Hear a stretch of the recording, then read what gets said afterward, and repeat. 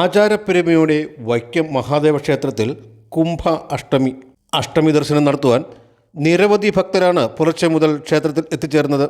വൈക്കത്തപ്പൻ്റെ പ്രഭാത ശിവേലിക്ക് ഗജവീരൻ ചൈത്രം അച്ചു വൈക്കത്തപ്പൻ്റെ തങ്കത്തിടമ്പേറ്റി. തോട്ടയ്ക്കാട്ട് രാജശേഖരൻ, അരുൺ അയ്യപ്പൻ എന്നീ കരിവീരന്മാർ അകമ്പടിയായി.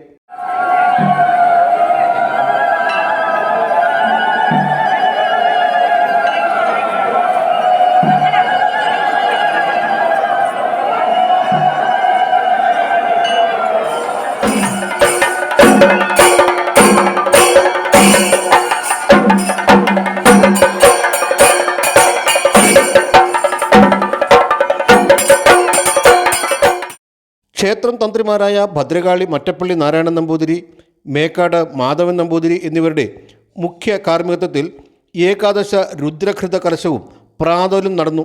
ഉദയനാപുരം സുബ്രഹ്മണ്യസ്വാമി ക്ഷേത്രം, വൈക്കം ക്ഷേത്രത്തിൻ്റെ കിഴക്കുള്ള കള്ളാട്ടുശ്ശേരി കൊട്ടാരം, കൂർക്കശ്ശേരി കൊട്ടാരം, വാഴമന കൊട്ടാരം എന്നിവയുമായി ബന്ധപ്പെട്ടാണ് കുംഭാഷ്ടമി എന്ന മാസി അഷ്ടമിയുടെ ചരിത്രം.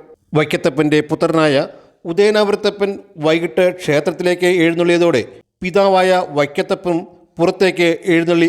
കിഴക്കോട്ട് എഴുന്നള്ളിപ്പിന് ഗജവീരൻ വേമ്പനാട് അർജുനൻ വൈക്കത്തപ്പൻ്റെ തിടമ്പേറ്റി. ഗജവീരൻ ചൈത്രം അച്ചുവാണ് ഉദയനാപുരത്തപ്പൻ്റെ തിടമ്പേറ്റിയത്. ഇരുദേവന്മാരും ഒന്നിച്ച് വൈക്കം ക്ഷേത്രത്തിൻ്റെ കിഴക്ക് ഭാഗത്തുള്ള വാഴമന, കൂർക്കശ്ശേരി, കള്ളാട്ടുശ്ശേരി എന്നീ ഭാഗങ്ങളിലേക്ക് എഴുന്നള്ളി. ഭൂമിയും ഇവിടുത്തെ വിളവെടുപ്പ് കാണുന്നതിനും പാട്ടം പിരിക്കുന്നതിനും ഭക്തരെ അനുഗ്രഹിക്കുന്നതിനുമായി വൈക്കത്തപ്പൻ പുത്രസമേതം എഴുന്നള്ളുന്നു എന്നതാണ് വിശ്വാസം. ദേവന്മാർ കള്ളാട്ടുശ്ശേരിയിലേക്ക് യാത്രയായ സമയം ഭക്തരുടെ അടിമ വഴിപാട് നടന്നു. വാഴമന കൊട്ടാരം, കൂർക്കശ്ശേരി കൊട്ടാരം, കള്ളാട്ടുശ്ശേരി കൊട്ടാരം എന്നിവിടങ്ങളിൽ ആചാരപരമായ വരവേൽപ്പ് നൽകി.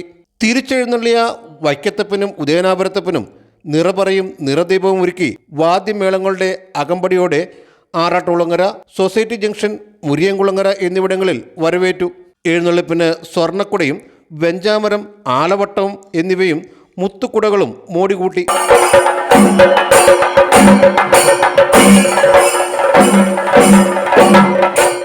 എഴുന്നള്ളത്ത് വൈക്കം ക്ഷേത്രത്തിൽ പ്രവേശിച്ചതോടെ അഷ്ടമി വിളക്ക്, വലിയ കാണിക്ക എന്നിവ നടന്നു.